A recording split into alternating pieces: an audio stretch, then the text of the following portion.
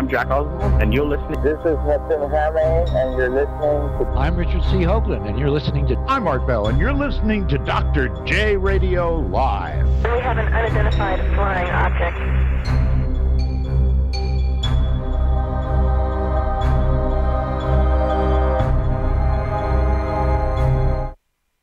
Welcome back to the second hour of Dr. J Radio Live. I'm your host, of course, Dr. J, broadcasting from the City of Angels. For those of you who join us fairly late in this program, as you know, we are internationally syndicated with LNM, Late Night in the Midlands in the United States, with the AM and FM affiliates, as well as the Program Radio Network in the United Kingdom. We are continuing in our 2-hour, 2 guests in the last day, tonight, and tomorrow. That would be 6 guests in a matter of 72 hours, starting with Ghost Hunters star Grant Wilson yesterday, followed by Governor Michael Dukakis, former presidential candidate 1988. We just got off with H.H. Holmes' great-great-grandson, and now we bring you back one of my favorite guests and one of the most down-to-earth people and one of the most intelligent people, the InfoWars World Affairs expert, Mr. Joel Skousen. And I've also asked him if he could be our World Affairs expert once a month. So without further ado, Mr. Skousen, welcome back. Well, it's good to be with you again. Looking forward to it. It's always a pleasure to speak to you on air and off air, and I always like it how you're literally on top of world news. And when I was calling you before the show about what in the world news I was going to start with, and then you talked about some of the other ones, you're right on point of what was going on in my head. So let's talk about the first topic, which is another thing that Governor Dukakis talked about, and of course we've been talking about since it happened, or at least since we learned about it, and that is the Washington Post writer, I believe his name is Khashoggi, who went to Saudi Arabia's consulate in Turkey only to disappear. And of course, now the allegations are some people are trying to point to the Crown Prince. And again, I'll let you tell the story since you know it more than I do to the detail you know it. Well, the story involves Jamal Khashoggi, which is an expatriate from Saudi Arabia, has lived in America for many years and developed a lot of contacts. He actually has been a CIA operative for many years, was involved with Osama bin Laden in the establishment of the Mujahideen in Afghanistan, where he got his start. So he goes back a long way with the CIA, and but he has been a critic of the government, and thus his exile many years ago, and he continues to criticize Saudi Arabia in his writings in the Washington Post. And so he was a marked man. There was a hit squad that was sent from Saudi Arabia to Istanbul, Turkey, where he was known to be entering the consulate to get permission to come back to Saudi Arabia for a marriage. And they decided to kill him, and they did. Now, the backstory here is that Mohammed bin Salman, the Crown Prince, has really been doing a purge of a lot of the Saudi royals. There are about 15,000 Saudi royals or relatives to King Saud, and Faisal, who started this monarchy here, and only about 2,000 of those have major financial interests. And of the largest group of those that owned and were very, very wealthy Saudis, there was a purge that happened in August where MBS, Mohammed bin Salman is referred to colloquially in the media. MBS invited all of these cousins and relatives of the wealthy elite of the Saudi royal family to the Ritz-Carlton in Riyadh, and then put them under house arrest, had a few of them killed, and several of them were put under a hostage situation once they agreed to give up all their money to him. And so this was a major coup that occurred against the Saudi royal family. And as I've analyzed this in my World Affairs Brief, which is my weekly news analysis service I put out to a subscriber base, as I analyze this, these tended to be the more deep connected with the American deep state, the dark side of the CIA, whatever you would, who has been running this phony war on terror. As your audience knows, Saudi Arabia was the host country of most of the named terrorists by the FBI in 9/11. Of course, they weren't the actual terrorists who flew the airplanes. These were the named ones, and several of them are still alive, so that we know that they weren't the terrorists that died on 9/11. But the point is, most of them were Saudis, and Saudi Arabia has been doing more than just agreeing to supply oil to the United States in exchange for protection, in accordance with the 1974 agreement that was made with the Saudis. There was another one in '56 when they nationalized Aramco, the American oil company there, and the U.S. basically came in and said, well, we can always invade and take it back, but if you agree to supply us oil, and in 1974 they further stipulated it had to be in U.S. dollars, that we will protect you and keep you from being overthrown. Now, this was a big promise to the Saudi royal family, because being the guardians of the Islamic religion, religion and mosque, etc., and being ostensibly in charge of Wahhabism, which is a more radical form of type of Sharia law, is Islamic for the Sunni Islams or Muslims. They have a lot at stake, and they end up being a totally corrupt family. It's not just money, it's sexual corruption, not only immorality, but pedophilia and sex slaves that are brought to Saudi Arabia. And the U.S., through their control, the deep state control of the media, has virtually put a blackout on all that. People who have been kidnapped, taken to Saudi Arabia as sex slaves and pedophilia have been basically silenced, so that Saudi Arabia is protected in their reputation morally and financially. And then, of course, there was no Arab Spring in Saudi Arabia as there was in Egypt and Libya. And that's because Saudi Arabia is the puppet regime in the Middle East for the American deep state. They're the ones who run American paid terrorists, the ones who did 9/11, ISIS, the American backed Syrian rebels in Syria. There are no moderate Syrian rebels. They're all Islamists. They're all jihadists. They only took 50% of those Syrian rebels and turned them into ISIS about 4 years ago when they needed to take down Bashar al-Assad, and that's another story.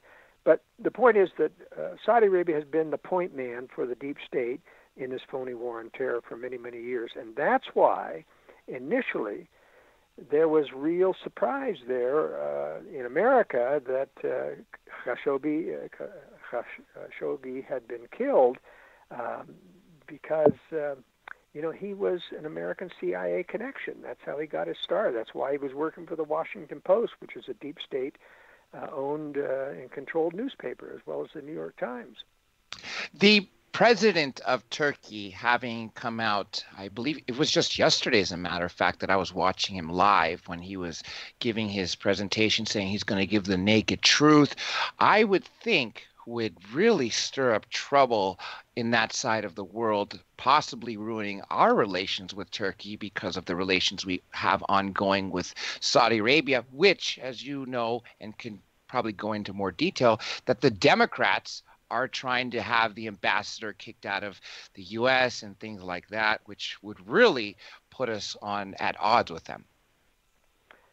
Well, this is a complex case because, you see, Turkey has already burned their bridges with the United States, and in terms of because of the Kurdish uprising there on the border in Syria, and of course the Kurds are essential to the U.S.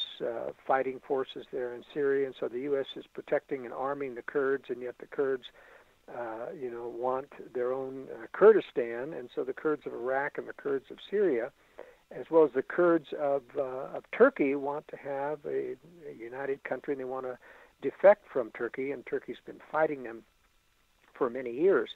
And so Saudi Arabia has been supplying the Kurds, and that's what has put Turkey at odds with Saudi Arabia for so many years. So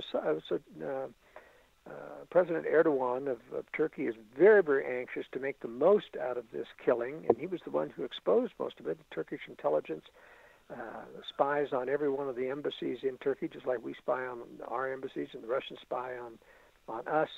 Everybody spies on embassies that are in their countries, and they apparently have tape recordings, they claim, although they haven't released any of those, claiming that he was tortured, and he is most anxious to basically get Saudi Arabia in trouble with the Western world. Now, there's a divide now between the Democrats, the deep staters, and the Republicans over Saudi Arabia.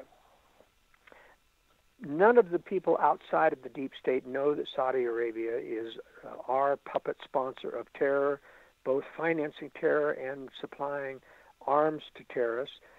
Israel does the training of those terrorist leaders. They're the best in the world about infiltrating Arab organizations, and in this case, they're being used by the deep state to train ISIS leaders, for example. The ISIS terrorists don't know that their leaders are, run by U.S. and British intelligence as well as the Israeli Mossad, but that's the way that it happens.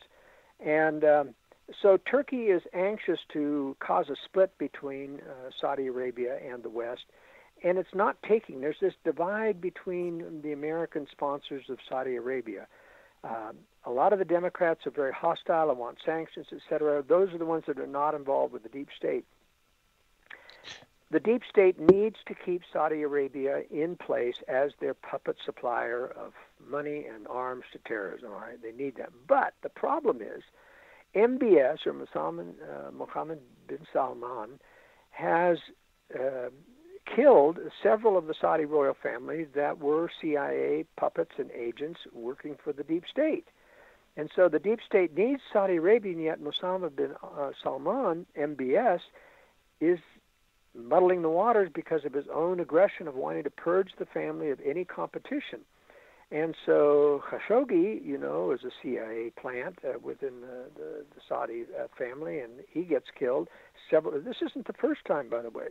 Saudi Arabians have killed more than a dozen people who have been expatriates who were not loyal to their faction of the royal family. And so you see, the deep state has got a real problem because MBS is against a lot of people that have the closest ties with them, and yet the deep state can't completely reject Saudi Arabia or let these sanctions go through because they need Saudi Arabia to continue to fund the war on terror.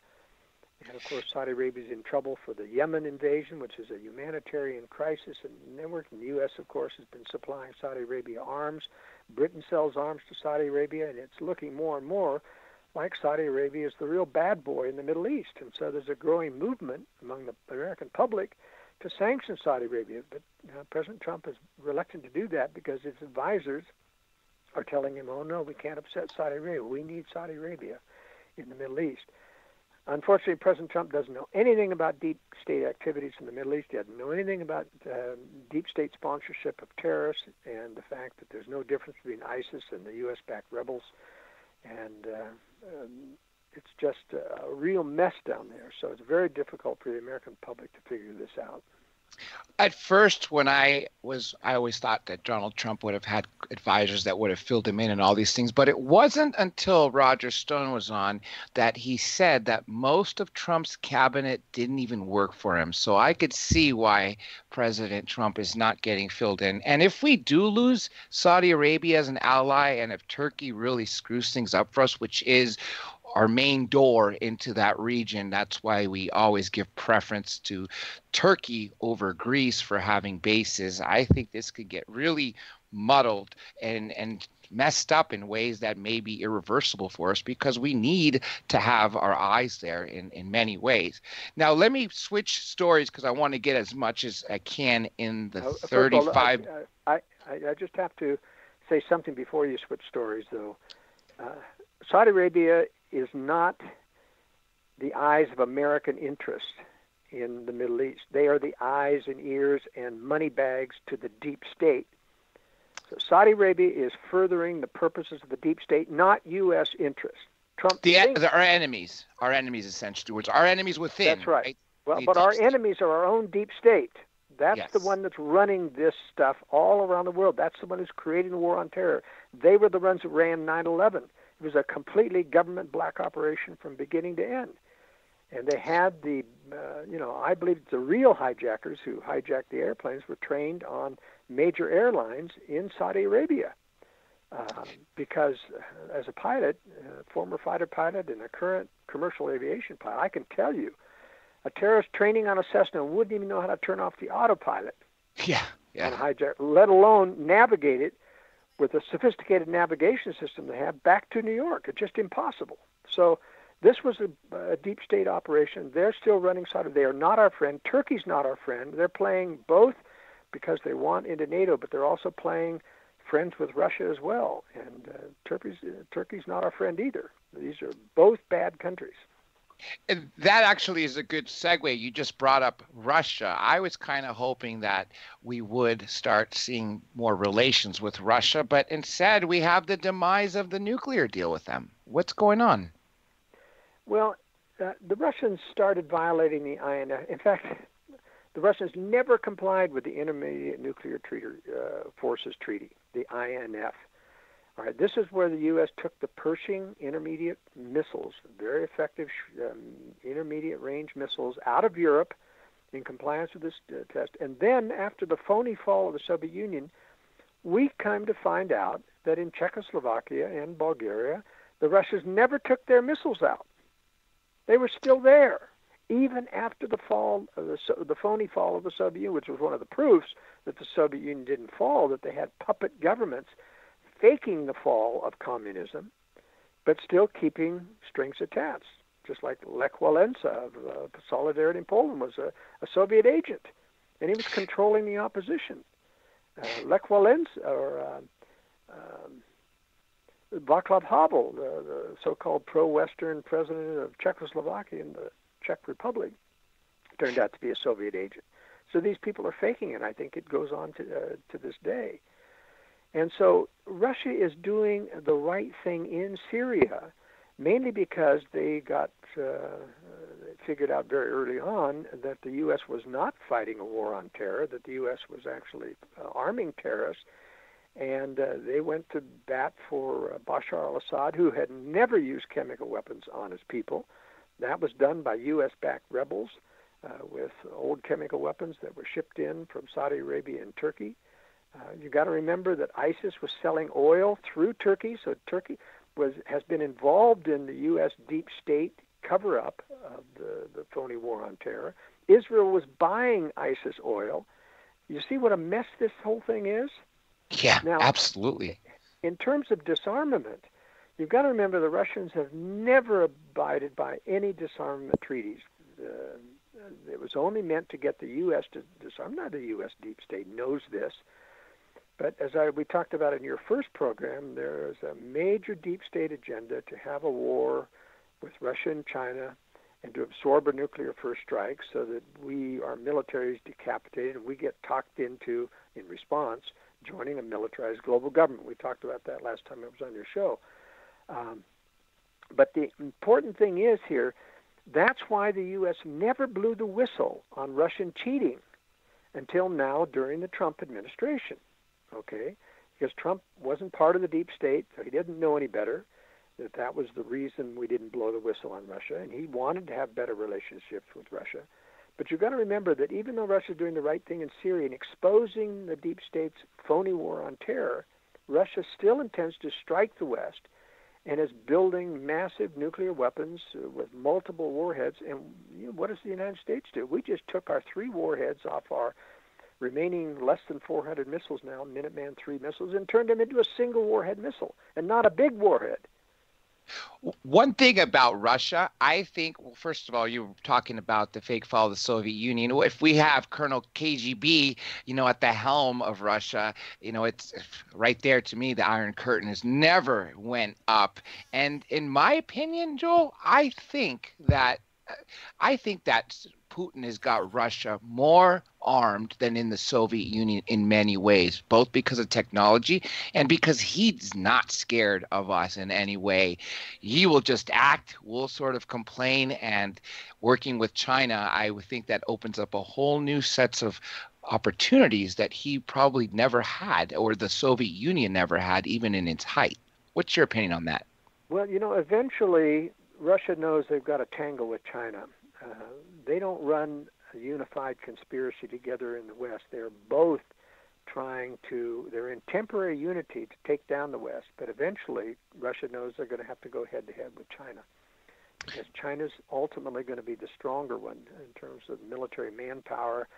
And of course, they're the experts in the world about stealing military technology and duplicating everything that we in Russia have. Russia stopped selling them top-of-the-line weapons just because the Chinese are duplicating them and wherever they can. So the Chinese do not have the top-of-the-line fifth-generation fighters, nor any of the new ACM electronics,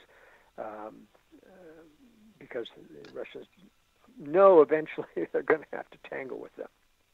And that is a threat to worry about, considering their population. I mean, their standing army, isn't that larger than our population, especially when you look at it compared to Russia's population and Russia's military size? Man for man, if you're not counting in the technology and the weapons, they're going to have a hard time. That's obviously a given with you look at the sheer number of the Chinese force. No, absolutely. They've got, the possibility of putting together, a 20 million man army, and they can't afford to keep that going right now, but they can get that together in fairly short order if they get into a wartime economy. So China's a real threat, and the U.S. is a real paper tiger. We send ships into the China Sea, and China wails and complains and threatens and rattles sabers, but the U.S. is not intended to stop any of the militarization of those man-made islands that they're doing in the Spratlys and other ways. And they're already arming them. They've got anti-missile systems. They've got anti-ship missiles on these things, and we've done nothing to stop it. And these are in international waters. They're in waters sometimes that are disputed with the Philippines and with Vietnam, and the U.S. has no business allowing them to militarize that.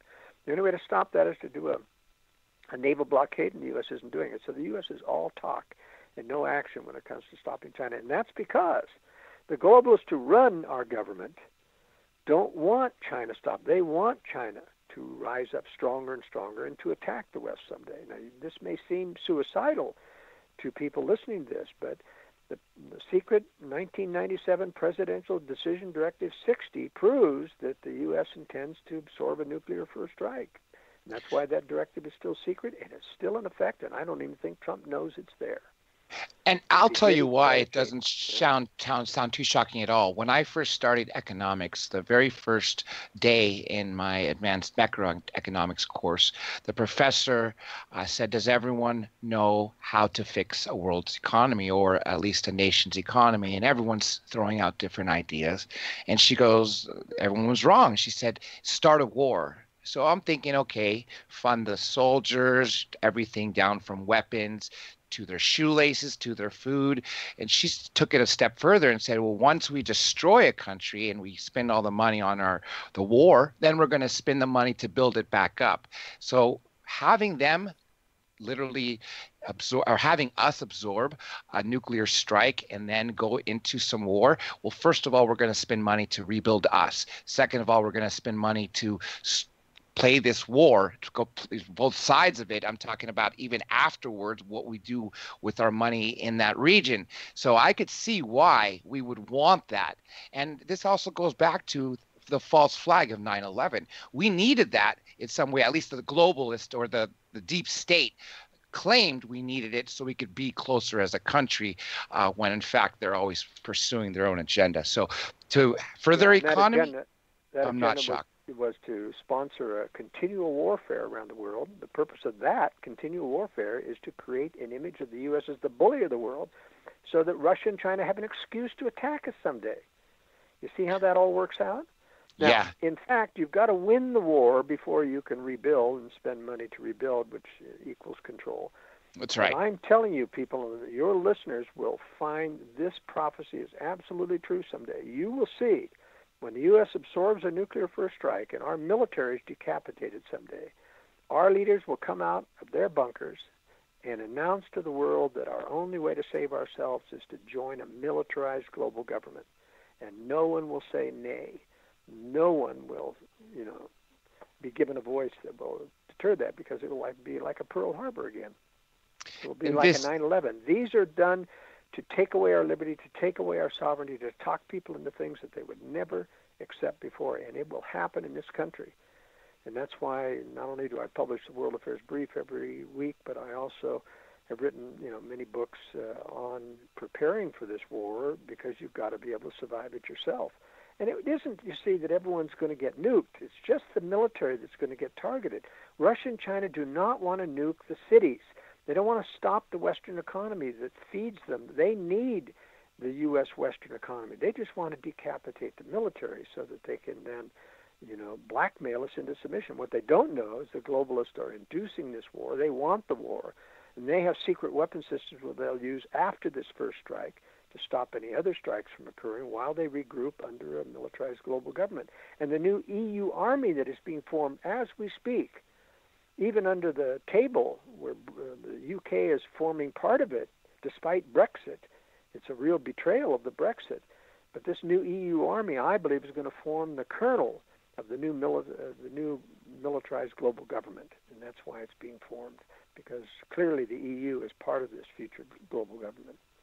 When the EU was formed, I actually saw that one step closer to the New World Order that Herbert Walker Bush always talked about, and of course is in mainstream media, because we have North America, which is pretty hard to say that the U.S. is really not controlling north and south of our borders to some extent.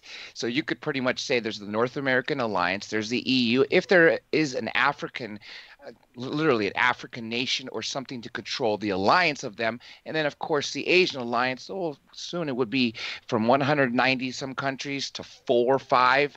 It's just a matter of time before all the continents are, just like you said, one giant militarized government that we're scared into submission, and worst of all, would be probably worse off than the Third Reich in many sense, because we would have the tyrant at the top, or group of oligarchs at the same time.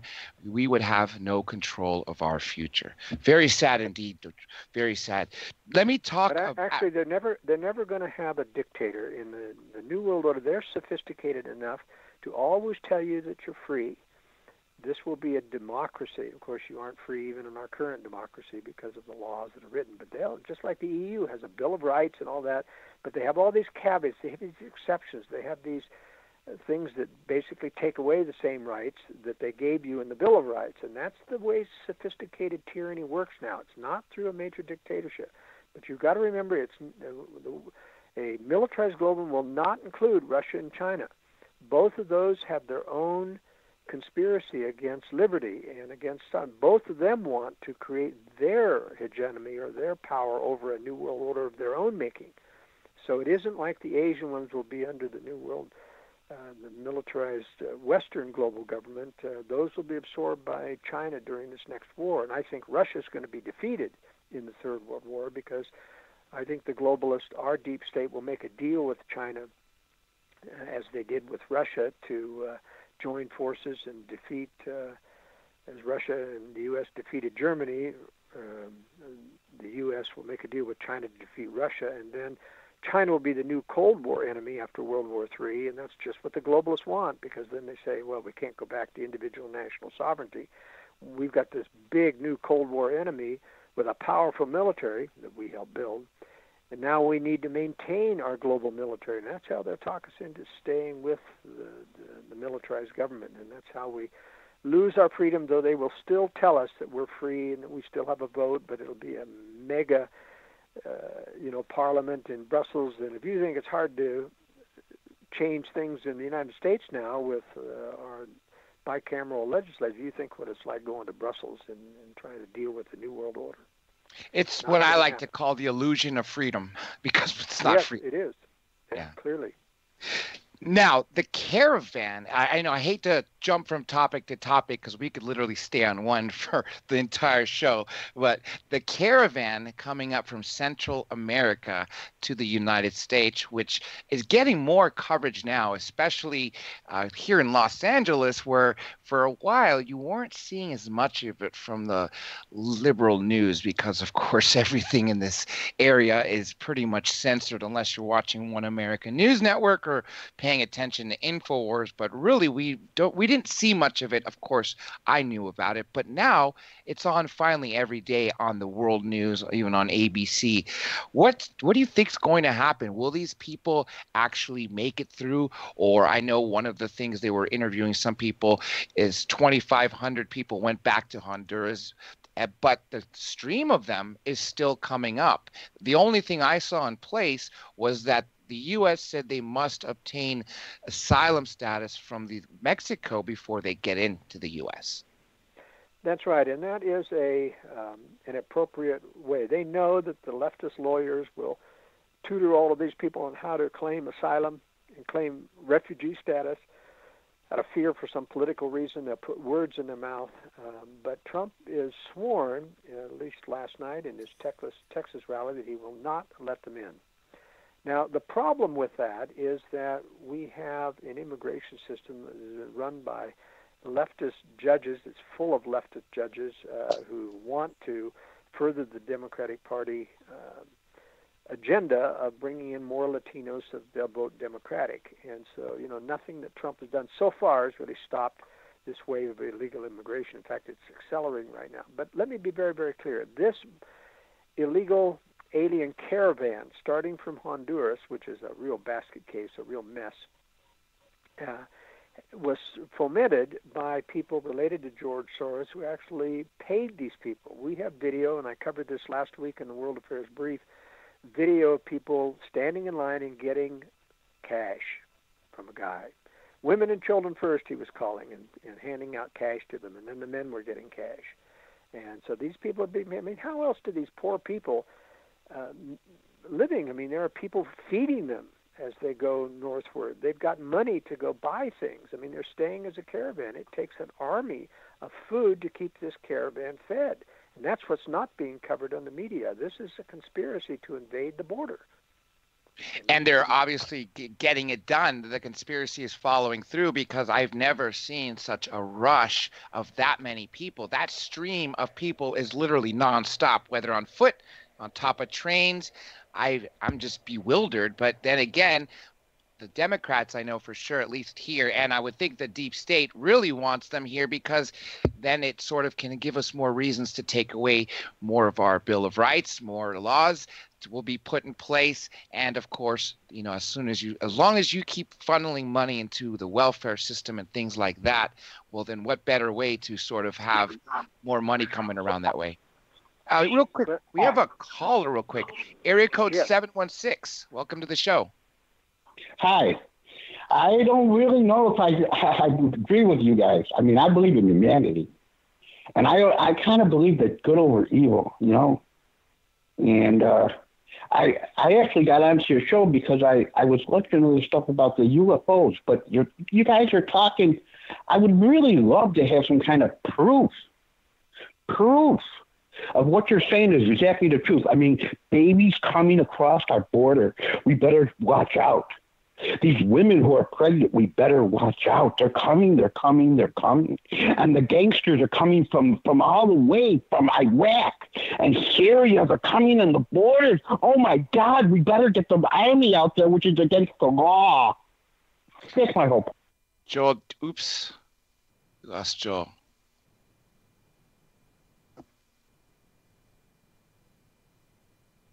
Okay, everyone, hang tight. I'm going to bring back, I think the caller knocked off our guest. We were literally in the middle of him responding to that, or we were talking about the caravan coming up from Central America. Honduras is one of the areas that it's coming from, and of course, it is coming from other places, like I said, throughout Central America, in Mexico right now. Hello? And you could go.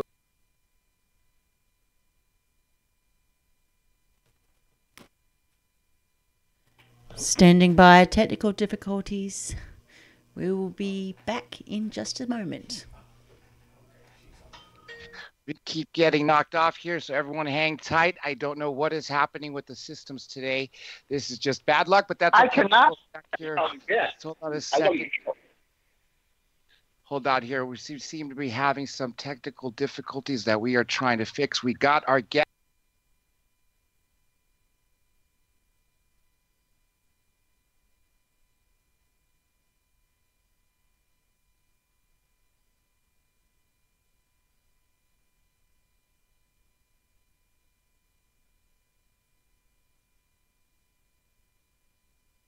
We are having technical difficulties. We're just getting on to Dr. J right now.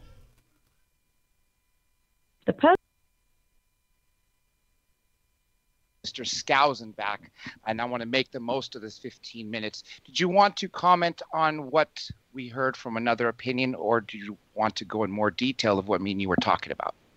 Well, when he says, first of all, what is the proof of what we're talking about? I did tell everyone that there is a document called PDD-60, which instructs our military missile forces to absorb a nuclear first strike and not to launch on warning, which had been the Reagan doctrine before Bill Clinton and his national security chief changed our nuclear posture with PDD-60. And people can find a summary of this document, even though it's still secret. One of the writers of the summary published in Arms Control Today. If you go to the website armscontrol.org and look in the archives for November 1997, you'll see the article explaining PDD-60 by Craig Cernillo, who's one of those, I believe, who wrote this new nuclear posture. So there is evidence for what I'm saying about this suicidal absorb of a nuclear first strike that is coming. And of course, in my World Affairs Brief Weekly, I give much evidence for everything that I'm saying. But that said, we've got to remember this is still a conspiracy we're dealing with. Yes. Conspiracies do exist, and the deep state is a conspiracy. The globalist movement is a conspiracy, and they control much of what we have in our government, the law enforcement agencies. There's a dark side of the FBI. There's a dark side to the CIA. There's a dark side to the DEA that run drugs, and a white side of those organizations that enforces the law. That's the complexity of our world. But your caller was correct when he said, when he doubted, that there's a lot of terrorists coming in with this and people from Iraq. We really don't know that. And President Trump was making statements based upon statistics of illegals that come into the nation. There's a certain percentage from the Middle East, a certain percentage of drug and criminals that come in. So they're assuming there is no proof, though, on that. But even if there is no criminal element there, these people should not be allowed into the United States. What I think is going to happen with this caravan is that, and by the way, Mexico's so-called show of force at the border to stop them, a couple of plane loads of national police that showed up, and they put up these cheap little temporary barricades and allowed them to bust them down without firing on anybody. I mean, this is a national border. You have armed guards in the national border, and nobody shot. I mean, this was just a fake resistance so that the wave could pour through, because Mexico's colluding with this. If Mexico was serious about stopping this thing, they'd take the National Guard, the Mexican National Guard, and the Mexican Army, and they'd surround that caravan, and they'd start pushing them back to the border. It's just that simple. They're letting them go. And what the news media isn't showing you is whenever they stop for the night, there are big food lines. And there are people and organizations providing food for these people. And they're not showing that on the news. This is organized. And somebody's paying big bucks to get these people to the border. One of the big reasons I know that Mexico is not serious is because if they were serious about preventing them from coming here, why would they have not stopped them from coming into Mexico from their south side? That right there is, okay, well, here, you're going to allow thousands of people in through southern Mexico to get into the U.S., but you're going to tell the world you're serious about stopping them. Well, why didn't you stop them when they first got in from the south? Well, that's what I'm saying. They put up these temporary little barriers that could easily be knocked down by a few people, and they had nobody but a few policemen there, and the policemen didn't use their arms. They didn't use their batons to hit anybody. They didn't stop them. I mean, how difficult it's to stop a whole bunch of course, most of them are younger men, but, you should have had troops at the border meeting them. They weren't serious at all. It's because Mexico is part of the deep state.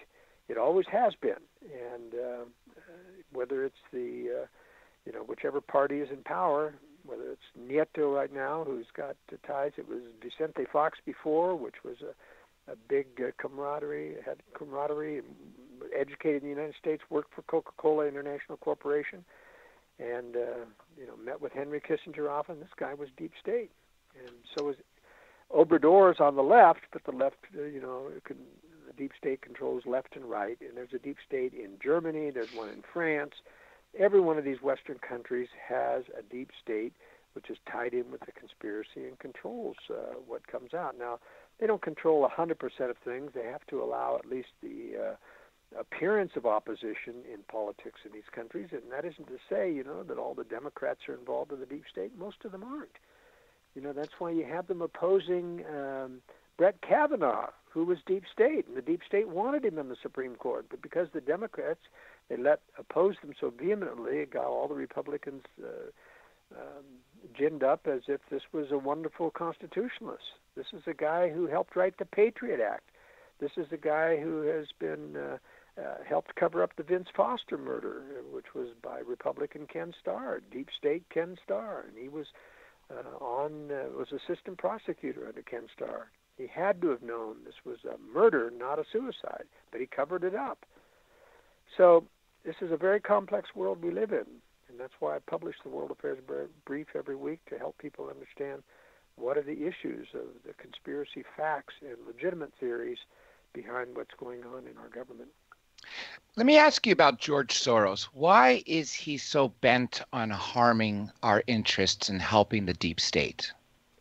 Yeah, it's because he's one of the chief operators within the globalist conspiracy, just like Henry Kissinger. This guy is way, way up there. Now, we don't know who's actually running it. You don't have to know.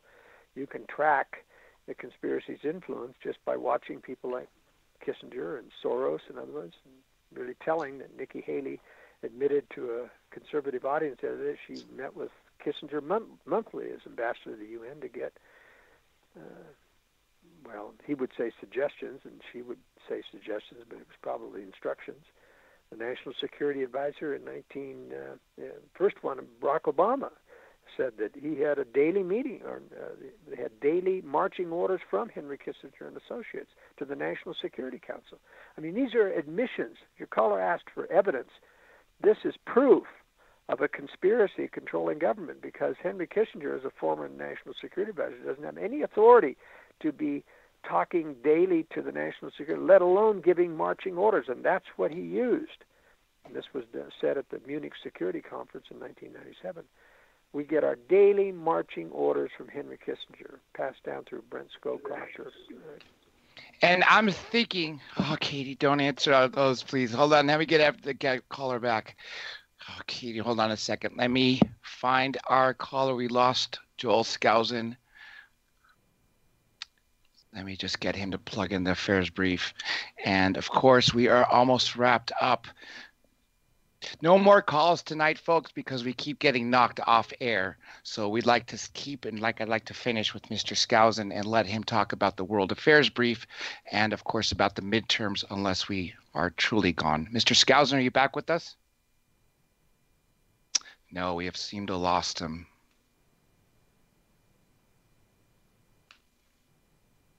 Hang tight, folks, while I bring Mr. Skousen back on, or I'm going to we keep getting disconnected because a caller keeps coming in. So please, people, hang tight for your calls so we could finish with Mr. Skousen, and I want to make sure he talks about his World Affairs Brief, too. Now, we were just talking about Henry Kissinger and, of course, the influence that he's had. I still think he's got influence to this day, as you talked about with him and Obama and things. I mean, even in his 90s, I would think that he still probably has his hands on some pies. I know this because I've tried to reach out to him for an interview. All I got was the possibility of sending him some written questions, which I'm sure wouldn't be answered by himself nonetheless. But if he's still doing that, then clearly he still has some sort of screws still in his head working to some extent. Not who he was 30, 40 years ago, but to some extent. Well, it's got to be to a heavy extent. You've got to remember that Kissinger was one of those personally sold out U.S. interest in the Vietnam War.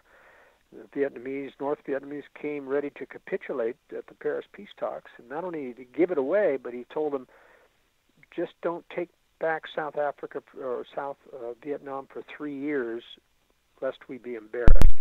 And 3 years, almost to the week, is when the North Vietnamese invaded South Vietnam. And he, of course, gave away Taiwan's seat in a secret deal at the same talks to Red China and allowed Red China into the UN. And he talked to Richard Nixon into doing all that. In fact, we learned from one book about the White House that they kept Richard Nixon on mood-altering drugs most of the time so that Kissinger could have his way in the White House. So this is a very bad actor. Exactly, and he's continuously throughout his life have proven to be operating for his own agenda or for the oligarchs of the deep state. So you're absolutely right. He is a bad actor in many ways, and of course, like I said, his influence, and you're still showing his influence, is still around. Now, I do have a few minutes left.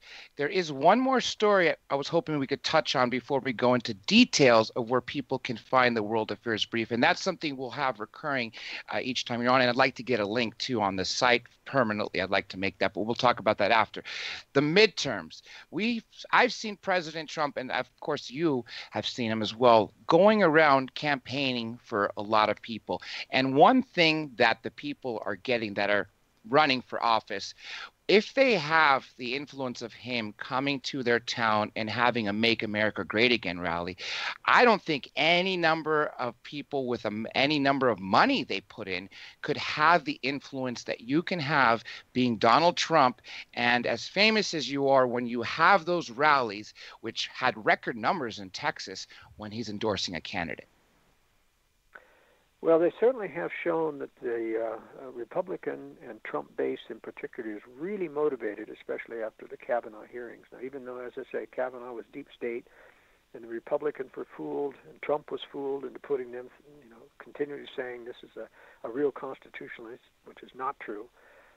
It energized the base, and that's the problem for the deep state, is that they may have overplayed their hand, so that the base will come out and vote strongly. Now, Democratic pollsters are claiming that there's only about a 1 in 3 chance that the Republicans can retain the House. But these same pollsters were dead wrong when they said that Trump couldn't win in 2016. And so I think it's going to be much more of a red backlash against the blue than we're going to see a blue wave. If they do lose the House, all hell is going to be broken loose against Trump. But you've got to remember, Trump does not truly have a Republican majority in either the Senate or the House, because you have enough rhino Republicans or left liberal Republicans that always vote with the Democrats to stop Trump from getting anything that he wants done. Everything that he has that has gotten done has either been by executive order or it has been done in severe compromise, so that Democrats and rhino Republicans could vote for it. But just like the funding of the wall, it's never going to happen, because if it can't happen now, it's certainly not going to happen after the election, when his majorities, if any, will be diminished further. But I don't think it's going to be a landslide for the Democrats. Have you heard about the Zip poll or the Zip app? It's something that 6 million users in the United States, anybody can pose an A or B question, and it's called zipping to the world, essentially to the U.S. base. It was the only poll that in February of 2016 predicted without a doubt, with a huge margin of error, that Donald Trump would be president, long before anybody else. And when I go on it regularly to pose my own question, will there be a red wave? Will there be a blue wave? And I'm constantly answering my own polls that come across my way, essentially the same thing. And people will even divide it within California, within Texas. Will you have a blue wave or a red wave? Without any doubt, 90 to 95% of the people answering this question say red wave. I've come with answers as high as 96% and nothing lower than 90%. And so I see what you're saying there, and I just think it's a nifty tool, because you're actually going into America. Granted, there's more Republicans on the site or the app. You still, if it was predicting Donald Trump was the winner by a landslide back in 9 months before the election, that's one of the reasons I'm trying to test the waters for it now. Now, well, if it wasn't a landslide, to be sure. no, it wasn't. It was wasn't. Electoral college landslide, but it was a very tight race. He just happened, he got the backlash. Trump would not have been elected had he been on a purely conservative ticket. But being a populist, appealing to the blue-collar workers, he was able to rob votes from the disaffected Democrats who were tired of Bernie Sanders socialism and, of course, didn't like Hillary Clinton. They're really going to be fools if they run Hillary Clinton again, but it's still a very real possibility because nobody else seems to be, jumping into the ring early on. Everyone's saying, like, Elizabeth Warren, we're not going to run. Of course, Pocahontas would really get blasted in that. But I don't think, Hillary Clinton can win against Donald Trump, frankly.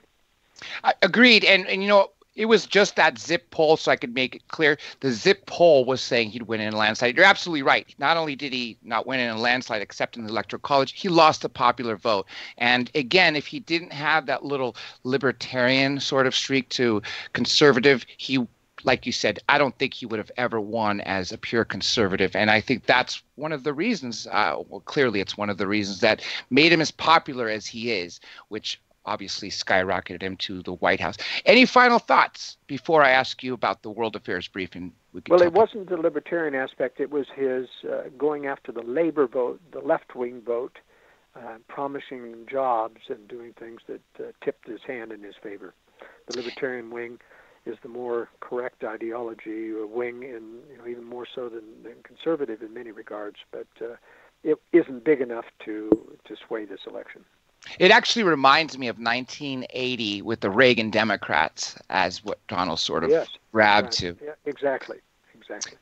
Now, before we get off air, let's talk about the World Affairs Brief. You publish it once a week, and it's subscription only. Where can people find it?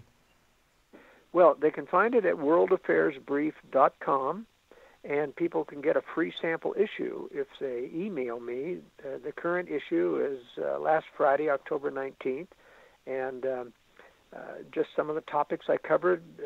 Finally, not talking about Saudi Arabia under scrutiny by the West, the beginning of this Khashoggi affair. Migrant caravan paid to travel to the U.S. is the second topic. More rosy-eyed views on North Korea by Trump and Pompeo, and I'm very negative about North Korea actually giving up their nuclear weapons. Medicare for all being a very bad idea. I give about 5 or 10 news shorts on areas that don't require a full discussion. And in every World Affairs Brief, there's a preparedness tip. And this week's preparedness tip was on underground fuel storage and how to implement it. So I try to give a preparedness tip in every World Affairs Brief so that people can work on getting ready for the difficult times and the wars that are coming in the future. And like you said, if they're coming in the future, if people think times are tough now, well, this is paradise compared to what it will be when we are facing Russia and China and the invasion from the East. Again, that's something that was prophesied thousands of years ago, as a matter of fact. Anyhow, Mr. Skousen, please hang tight so I could talk to you off air real quick. Everybody out there, please subscribe to the World Affairs Brief. This is why I bring Mr. Joel Skousen on the show, and I've asked him to come once a month to give us breakdown on what's going on in the world. It's very key, and I'm really glad to have found him and honored to know him. With that being said, folks, this is the Wednesday edition of Dr. J Radio Live. Join us tomorrow for Elizabeth Saint, Hour 1, Hour 2, Michelle Bellinger. With that being said, I am officially signing off for the evening. You have a good night for those of you in the West and East Coast, and for those listeners in the UK, well, happy Thursday morning to you.